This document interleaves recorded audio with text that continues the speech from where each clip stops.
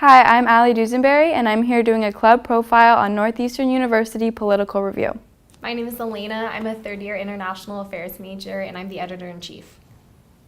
My name is Gabe. I'm a third-year politics, philosophy, and economics major, doubling in comm, and I'm the president of NUPR. I'm Cameron. I'm a second-year PPE major, and I'm one of the magazine editors. My name is Milton. I am a second-year journalism and political science major. I am one of the column editors. Can you describe NUPR to me? The Political Review is Northeastern's one and only undergraduate political publication. It is completely student-run, so student-written, edited, and designed. We publish on our website on a rolling basis, and at the end of fall and spring semester, we publish the best ones from online into a print magazine. We have weekly discussions.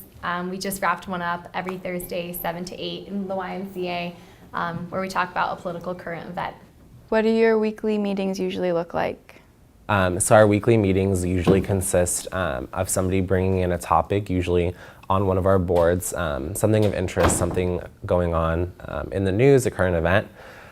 Usually they'll start with some knowledge sharing and conversation at the beginning, kind of running through the basis of it and the background of the issue before opening it up to a larger seminar discussion style situation.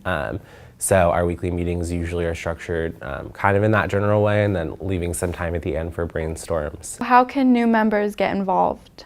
I think the easiest way is just to show up at a meeting every single Thursday. And that's a good way to get to know people on the executive and editorial boards, kind of get a feel for the club. The other way that you can get involved is to go onto the publication's website, and you can submit article ideas on the website itself and get a look at other articles that have been published in the past. What types of events do you organize? A huge event that we ran last year was we held a State of the Union watching party with PISA, which was a huge success. We had a lot of turnout for that. Also this year we're trying to host more fundraisers. We want to get some more swag. We have these really cool stickers, so we'll likely be hosting some fundraisers at local eateries in the area. Can you explain an article that you're proud of? I wrote an article as part of a column that I did last year, essentially arguing that there's a widespread denial of bias both by the people that make news and the people that consume the news.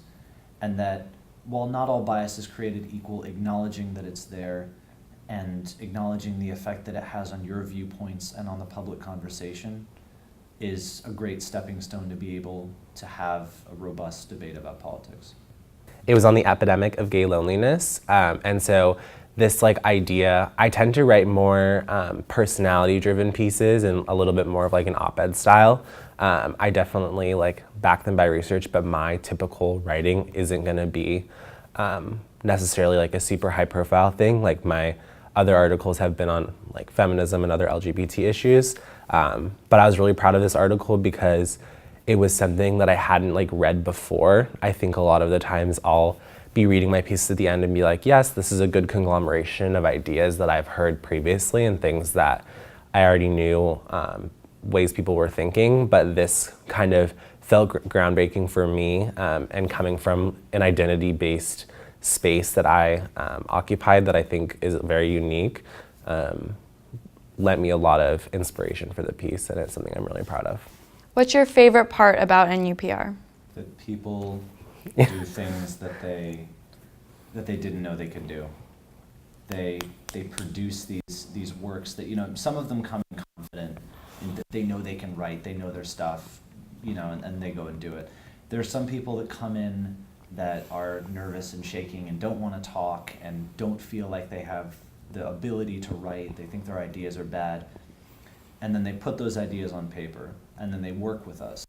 And it just gradually, bit by bit, gets fashioned into this wonderful thing.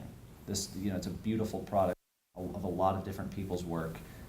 And people can look at it and think, damn, this looks like a professionally written article. I didn't realize that I was capable of that. I found that if you invest even a little bit of your time and your energy and your writing in NUPR, it invests a lot more back into you. It's definitely helped shape my politics and kind of just my whole belief system throughout.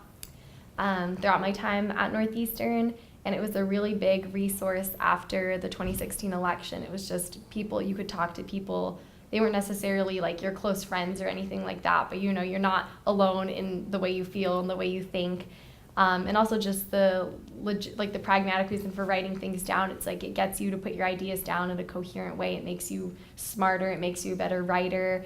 And it is a very special space. And I've went to a couple other discussion-based clubs across Northeastern, and they were wonderful in their own regards. But there's something about the NUPR that I think is really special. There are core people and core members of the group who keep coming back, and I think they could also attest to having something special.